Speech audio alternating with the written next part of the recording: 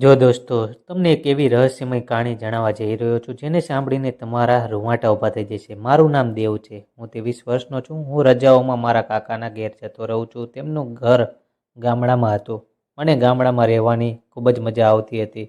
ત્યાંના ફાર્મ ખૂબ જ સુંદર હોય છે. હું મારા કાકાના ઘરે જવા નીકળ્યો. જ્યારે હું મારા કાકાના ઘરે ગયો અને મારી નજર કાકી ઉપર પડી તો મિત્રો મારા હોશ ઉડી ગયા. હું તેમને જોતો જ રહી ગયો.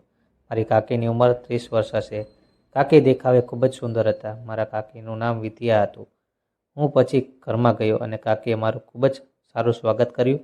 મને ચા પીવડાવી અને નાસ્તો કરાવ્યો. મારી કાકી સ્વભાવે ખૂબ જ સારી હતી. પછી એક દિવસ મેં કાકીને કહ્યું, તમે ખૂબ જ સારા લાગો છો. તમે ખૂબ જ સુંદર છો. કાકીનો તો મને નાનો એવો જ સમજતી હતી. તે મારી દરેક વાતને મજાકમાં લઈ રહી હતી. પરંતુ હું તો સિરિયસ હતો. પણ મારી વાતનો કાકીને જરાય પણ વિશ્વાસ નહોતો. હું એક દિવસ બહાર ગયો હતો. જ્યારે હું ઘરે આવ્યો ત્યારે મારા કાકા નહોતા. તે બહાર કામે ગયા હતા.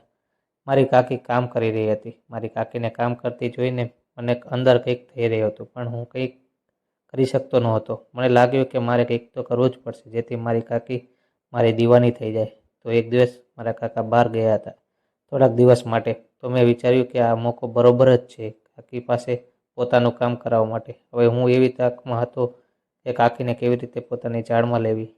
તો રાત્રે મેં નાહવાનું વિચાર્યું હતું.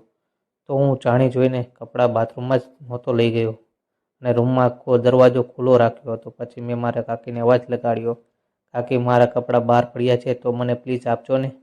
તો કાકી મારા કપડાં મને દેવા આવી. પછી મને જોઈને તે ના તો હોશ ઉડી ગયા અને ત્યાંથી જતી રહી. મને લાગ્યું કે હવે મારું કામ થઈ ગયું છે.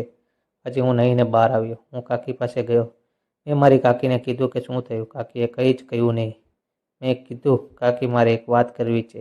તો કાકીએ કહ્યું, બોલ ને. મેં કીધું, હું તમને પસંદ કરું છું ને મારે તમારી સાથે રમત રમવી છે. પછી પહેલાં તો મારી કાકીએ ના પાડી, પછી તે માની ગઈ. પછી હું ને કાકીને કિસ કરવા લાગ્યો.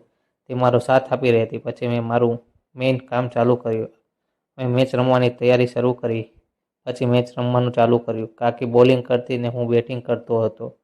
હું છક્કા ચોગ્ગા માર્યા કરતો હતો. પછી કાકી થાકી ગયા. અમે લગભગ 5 કલાક સુધી રમ્યા હતા. કાકીએ કહ્યું કે મને આજ સુધી આવો આનંદ મળ્યો નથી જે તમે આપ્યો છે. હવે એમ જ રોજ મોકો મળે ત્યારે આ કામ કરીએ છીએ. આવી જ વાર્તા સાંભળવા માટે ચેનલને સબસ્ક્રાઈબ કરજો દોસ્તો. આભાર.